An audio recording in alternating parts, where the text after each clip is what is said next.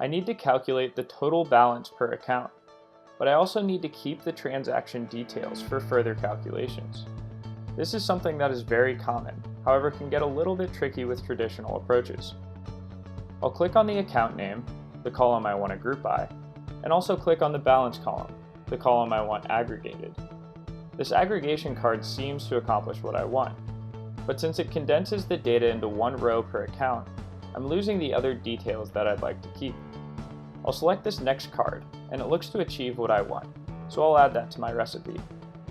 This is a very common task with regulatory reporting data, and we were able to complete it in only a few clicks. Now that we have aggregated the transactions data, we're going to want to transform our dividend dataset so that it matches the structure of our transactions dataset that we just wrangled. Oftentimes, we'll need to pivot data, either transforming columns into rows or rows into columns, to match the formatting of another dataset. I'll switch over to my dividends dataset, and you can see that I've already started to clean up the file. The initial dataset consisted of 167 columns. We removed some of them to keep the 19 columns needed for this report. If we open up the recipe, you can see the steps that have been built thus far, and I can go back in time to see what the dataset looked like before each of these steps. You can see here that we've already built a derived transformation, and if we click Modify, you'll see that what I'm trying to do is to create a conditional function, much like you would see in Excel or other hand tools, that returns a column suggesting to buy when the end quantity is less than or equal to 0, and sell otherwise. This rule-based logic allows the user flexibility to go back and make changes to the transformation process without having to change the subsequent transformations, in addition to providing a paper trail for traceability and repeatability. In order to properly format this dataset, I want to pivot it so that I have a column for the buy values and another column for the sell values.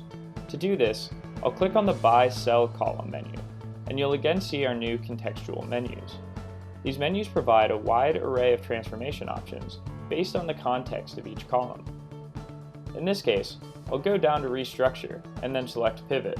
The default function for a pivot is to count the number of instances of buy and sell, but instead, I want to sum the bond accruals for each category.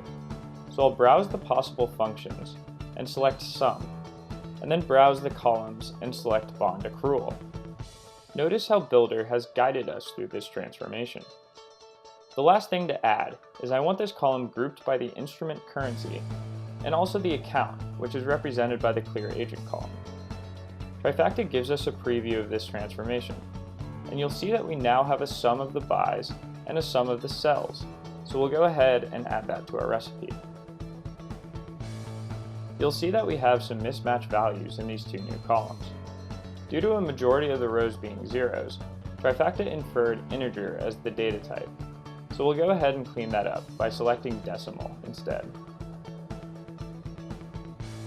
In just a couple minutes, we've just properly pivoted our dividend dataset to match the structure of our transactions data.